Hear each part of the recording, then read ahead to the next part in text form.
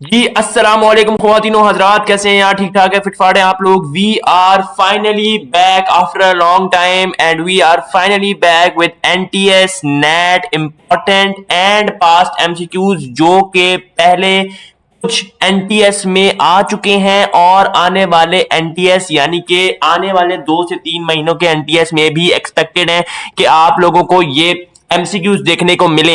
लिहाजा वीडियो को शुरू करने से पहले अगर आप वाकई में अच्छा सिक्योर करना चाहते हैं तो इस वीडियो को एंड तक लाजमी देखिएगा। और अभी तक वीडियो को लाइक नहीं किया ना यार, वीडियो को लाइक कर दो, चैनल को सब्सक्राइब कर दो और बेल आइकन को प्रेस लाजमी कर देना। इनमें से कुछ सवालात ऐसे हैं जिनके आपने जवाब खुद कमेंट्स में देने हैं। इससे फायदा ये होगा कि आपको पता चलेगा कि क्या जो मैंने जवाब दिए थे और जो मैं जवाब बता रहा हूं, क्या वो सेम आ रहे हैं या नहीं आ रहे। ठीक है, तो आपने खुद से भी चीजों को सॉल्व करना शुरू करना है। बिस्मिल्लाहिर्रहमानिर्रहीम। सबसे पहले हम पहले एमसीक्यू के बारे में बात करते हैं और वो ये कह रहा है जनाब कि if a number is doubled and the result is added by 7 then the answer is 12, what is the number. अब जो सवाल आपके सामने आता है सबसे पहले आपने उसको ब्रेक करना है। सबसे पहले गिवन डाटा देखें, वो क्या कह रहा है। वो कह रहा है एक नंबर है, उसको डबल किया जा रहा है और जो रिजल्ट निकल रहा है डबल करने के बाद वो ऐड किया जा रहा है 7 में और उसका आंसर 12 आ रहा है। वो नंबर क्या है? अब देखिए, let the number be x. ठीक है, हम उस नंबर को एक्स कहते हैं, उसके बाद उसको डबल करते हैं और वो जो रिजल्ट आएगा यानी कि डबल करने के बाद क्या रिजल्ट आएगा, 2x आएगा। ये देखें, let the number be x. अब इस x को डबल किया, 2x बन गया। मैं जाता हूं और वो ये कह रहा है रिजल्ट इज एडेड बाय 7, जिसका मतलब ये है कि 2x को 7 में ऐड करेंगे तो आंसर क्या बनता है, 12 बनता है। 12 यहां पे लिख दें या 13, जो भी आंसर बनता है। मेरे ख्याल से क्वेश्चन में गलत लिखा हुआ है 13। ठीक है, so it is equals to 13 या 12 जो भी है, आपने x की वैल्यू निकालनी है। मकसद क्या है कि नंबर बताना है कि वो कौन सा ऐसा नंबर है कि जिसको डबल कर रहे हैं और उसके बाद उसको 7 से ऐड कर रहे हैं तो वो इक्वल टू 13 बन रहा है। तो वो आपने सिंपल सॉल्व करना है। 2x + 7 इक्वल टू 13 और x की वैल्यू मेरे पास आ जाएगी 2.5। इसका मतलब है option A is the correct option. याद रहे, आपने हर क्वेश्चन का अलग अलग आंसर लाजमी तौर पर कमेंट्स में देना ताकि आप चेक कर सके कि आप क्या सही सॉल्व कर रहे हैं या नहीं कर रहे हैं। ठीक है जी। अच्छा जी, the ratio of sons age. अब रेशियो ऑफ प्रोपोर्शन के सवाल बहुत ज्यादा आते हैं और बार बार आते हैं और आपको आने वाले एनटीएस में मुश्किल देखने को मिलेंगे, लिहाजा इसको अच्छे तरीके से तैयार कर लो। लिटरली ये बहुत इंपॉर्टेंट चीजें मैं आप लोगों को बता रहा हूं। The ratio of sons age to father's age is 1:4, यानी कि बेटे की एज और फादर की एज का जो रेशियो है, रेशियो को डिवाइड की फॉर्म में भी लिखते हैं, यानी कि आप इसको 1/4 भी लिख सकते हैं। लेकिन खैर इसमें वो ये कह रहा है the ratio of sons age to father's age is 1:4। The product of their ages, यानी कि उनकी एजेस को मल्टीप्लाई करे। प्रोडक्ट क्या मतलब है, मल्टीप्लाई करे तो वो हमारे पास क्या बनती है 196 आफ्टर 5 ईयर्स, यानी कि 5 साल के बाद। अच्छा ये चीज मैं बता दूं, रेशियो प्रोपोर्शन में जब आफ्टर 5 ईयर कुछ लिखा हो इसका मतलब ऐड होना होता है। ठीक है, the ratio of their edges is. ठीक है, समझ आ गई सवाल की क्या कह रहा है कि सन्स की एज और फादर की एज का रेशियो पता है, हमें उनका प्रोडक्ट भी पता है और 5 साल के बाद उनकी क्या एजेस की रेशियो होगी वो निकालनी है। देखो, अब हमने सबसे पहले लेट करना है, let the son's age be x and father's age be 4x। अब ये क्यों किया है, 4x कहां से आ गया 4x। देखें, फादर सन्स की एज, सन की एज यानी कि बेटे की एज 1 है और फादर की एज 4 है, यहां से नजर आ रहा है। ठीक है, तो यहां पर हमारे पास क्या हो गया, let the son's age be x and the father's age be 4x। अब वो क्या कहता है क्वेश्चन में पीछे कि आप इनको मल्टीप्लाई करें तो इनका क्या प्रोडक्ट बनता है 196। और अगर आप इनको क्या करें, आप पीछे दोबारा चला जाते हैं, बल्कि यहां से आगे देखते हैं, 4x और x को मल्टीप्लाई करेंगे तो ये 4x², ये 2 पावर में होगा। ठीक है, 4x² इज इक्वल टू 196। दोनों तरफ अगर आप यानी कि x² is equal to 196 divide by 4 करेंगे और अंडर रूट लेंगे तो आपके पास आंसर आ जाएगा 7। इस लिहाज से सन की एज क्या बनी, 7। कैसे बनी, क्योंकि हमने सन की एज को लेट किया हुआ था कि वो किसके इक्वल है, x के इक्वल है। अब आते हैं फादर की एज पे, तो फादर की एज हमारे पास सन की एज के 4 टाइम्स है। कैसे पता, ये क्वेश्चन से हमें पता है 1:4 लिखा हुआ है इस वजह से। ठीक है, तो 4x का मतलब क्या है, 4 × 7 इज इक्वल टू 28। क्या बात यहां पर खत्म हो गई? नहीं, यही गलती करते हैं लोग कि अभी आगे स्टेटमेंट लिखी हुई है, अब आंसर में ऑप्शन एक ये भी होगी तो वो ये कर देंगे 7,48, 7:28 नहीं करना है इस तरीके से। अभी 5 साल के बाद रेशो बतानी है। 5 साल के बाद क्या मतलब, मैंने बताया था ना आफ्टर 5 ईयर्स का मतलब क्या है, 7 और 28 में क्या चीज हो जाएगी, 5 और 5 ऐड हो जाएंगे। 7 + 5 12 होता है और 28 + 5 33 होता है। क्या बात यहां तक भी खत्म हो गई? नहीं, अभी रेशो निकालनी है और रेशो को निकालने के बाद उसको सिंपलेस्ट फॉर्म में कन्वर्ट लाजमी तौर पर करना है। नहीं करेंगे सवाल गलत हो जाएगा, नंबर कट जाएंगे। अब देखें 12:33 लिखेंगे। 12:33 लिखा हमने, 33:12 क्यों नहीं लिखा? क्योंकि हमें जो ऑर्डर गिवन है वो सन का पहले है और फादर का बाद में है रेशो के, इस वजह से हमने 12 पहले लिखा रेशो के और 33 को रेशो के बाद में लिखा। अब इसमें सिंपलेस्ट फॉर्म में इसको ले जाएं, डिवाइड करें, 4 से डिवाइड करें, जिससे भी डिवाइड होता है, 11 से डिवाइड करें, जो भी आंसर आ रहा है आपके पास आ जाएगा 4:11। समझ आ गया है? I hope that this thing is 3 से डिवाइड करेंगे क्योंकि 3 11 से 33 होता है और 3 4 जा 12 होता है। समझ आ गया जी? क्लियर है? इस बात पे लाइक तो बनता है। अच्छा जी आगे चलते हैं। द कार ऑफ, अच्छा इस चीज के साथ साथ अगर आपने अभी तक व्हाट्सएप ब्रॉडकास्ट चैनल ज्वाइन नहीं किया तो मैं डिस्क्रिप्शन में लिंक दे रहा हूं, वहां पे मैं काफी इंपॉर्टेंट पीडीएफ आप लोगों के साथ शेयर करता हूं, तो लिहाजा उसको फॉलो करना ना भूलना। The car of mass 150 kilogram is moving with the velocity of 60 metres per second, find its kinetic energy.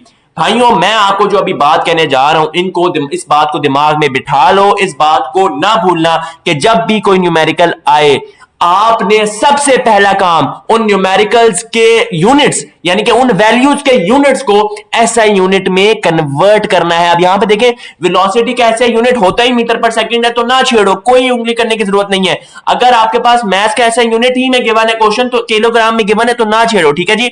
अब वो क्या कह रहा है? वो ये कह रहा है कार है, एक कार है, उसका मैस 150 किलोग्राम है और वो एक वेलोसिटी से मूव कर रही है। कितनी वेलोसिटी से मूव कर रही है? 60 मीटर्स पर second. Find its kinetic energy.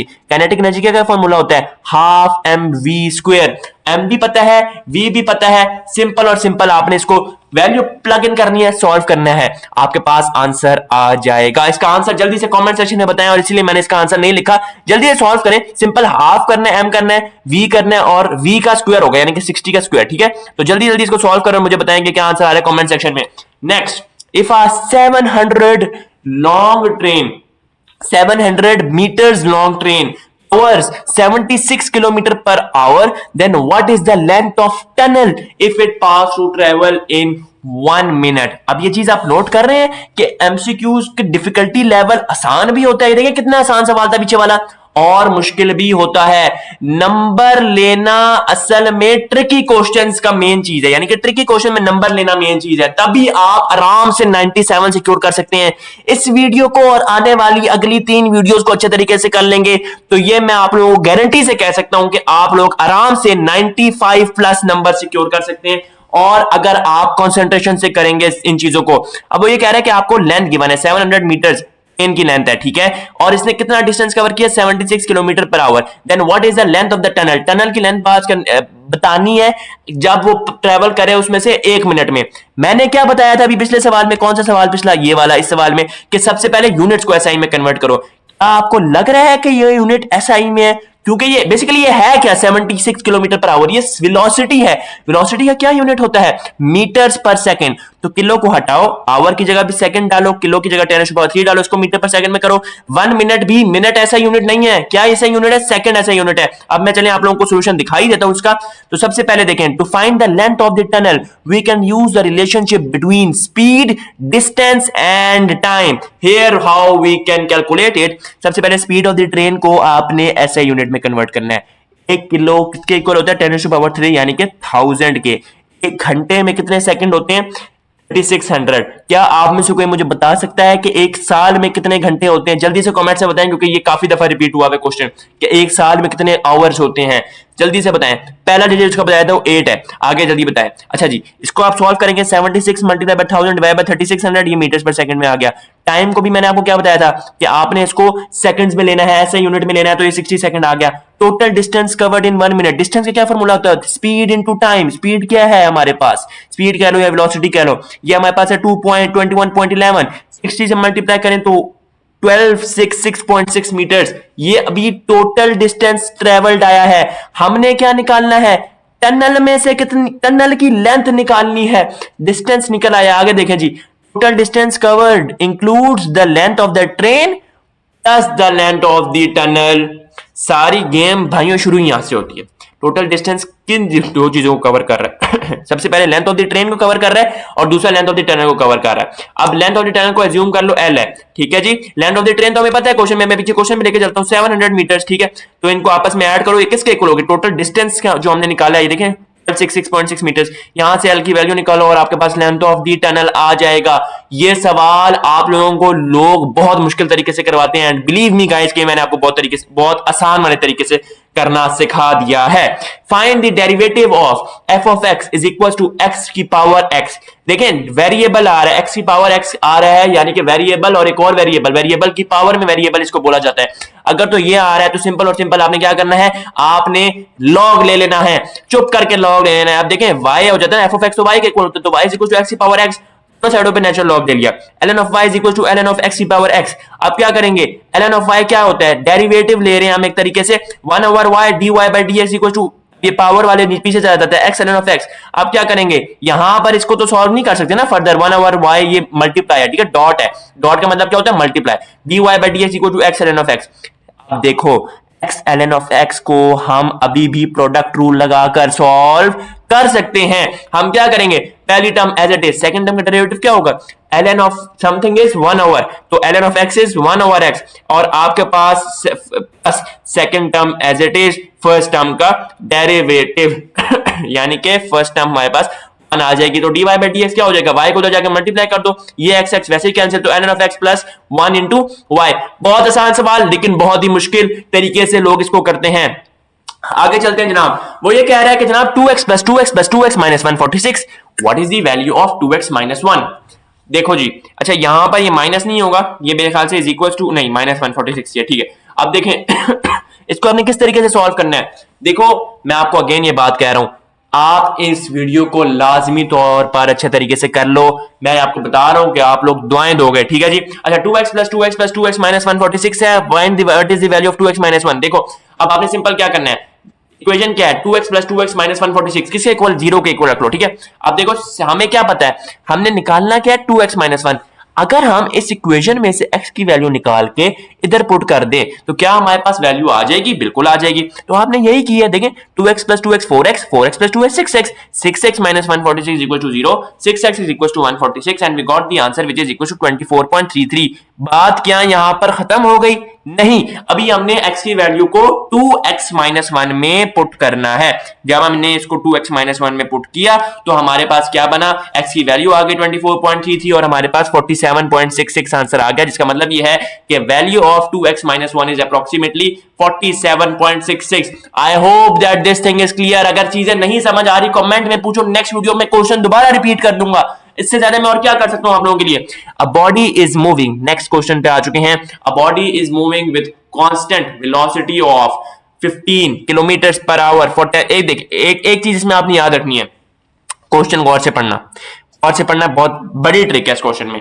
A body is moving with constant velocity, और इसका आंसर आपने पहले कमेंट में दे देना है, मेरी नेक्स्ट साइड करने से पहले कमेंट में दे देना है। देखता हूं कि किन किन के आंसर सही होते हैं, जिसका आंसर सही होगा मैं पिन करूंगा। A body is moving with constant velocity of 15 kilometre per hour for 10 second, what will be it's acceleration. देखो एक्सेलरेशन का फार्मूला क्या होता है बच्चों, एक्सेलरेशन का फार्मूला होता है delta v over delta D, यानी कि change in velocity over time. यहां पर वेलोसिटी भी गिवन है, टाइम भी गिवन है, क्या इसका आंसर 0 होगा या नहीं होगा, इसका आंसर 0 होगा, बिकॉज मैंने अभी क्या बोला फार्मूले में कि acceleration is equal to delta v over t, change in velocity. Velocity में चेंज ही नहीं हो रहा, कांस्टेंट वेलोसिटी है, मींस वेलोसिटी 0 है, तो इसका मतलब है कि चेंज इन वेलोसिटी, वेलोसिटी 0 नहीं है, चेंज इन वेलोसिटी 0 है, ठीक है। वेलोसिटी 0 कहना गलत है, चेंज इन वेलोसिटी 0 कहना सही है, लीगल है। तो इसलिए आज से 0 बाय something is 0, so the acceleration is 0। If the weight of the body is 500 newton, यानी कि अगर एक बॉडी है और उसका वेट 500 न्यूटन है, उसका मास कितना होगा।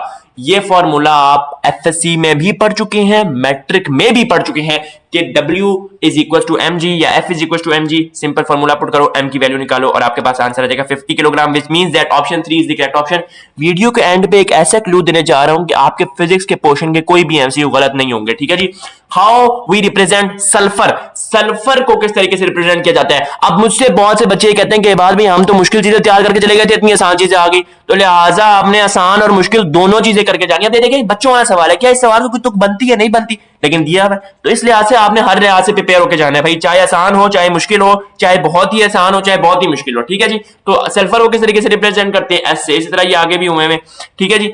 एंटोनिम ऑफ एब्रप्ट, एंटोनिम और सिनोनिम, भाइयों देखो एंटोनिम और सिनोनिम को समझ लो। एंटोनिम क्या होता है, मुत्तजाद, सिनोनिम एस आ रहा है ना तो सिमिलर, ये इस तरह याद कर लो, एस आता है तो सिमिलर, एंटोनिम आ रहा है तो ऑपोजिट। एब्रप्ट का पहले मीनिंग तो पता हो तभी तो हम उसका एंटोनिम निकालेंगे भाइयों। एब्रप्ट कहते हैं किसको है कि एक चीज बहुत जल्दी हो गई, सडनली एब्रप्ट चेंज आया भाई, उसमें एब्रप्ट चेंज का मतलब है सडन चेंज। लेकिन अब इसका एंटोनिम क्या होगा, ग्रेजुअल। ग्रेजुअल का मतलब होता है कि एक चीज आहिस्ता आहिस्ता हो रही है, आपने केमिस्ट्री में भी बार बार पढ़ा होगा कि रिएक्शन इज डिक्रीजिंग ग्रेजुअली, या फिर आपने पढ़ा होगा फिजिक्स में projectile motion is increasing gradually. Gradually का मतलब है कि स्लोली स्लोली स्टेजेस में हो रही है, यहां पे लिखा हुआ भी होगा the antonym of abrupt is gradual, while abrupt refers to something that happens suddenly और अनएक्सपेक्टेडली, ठीक है।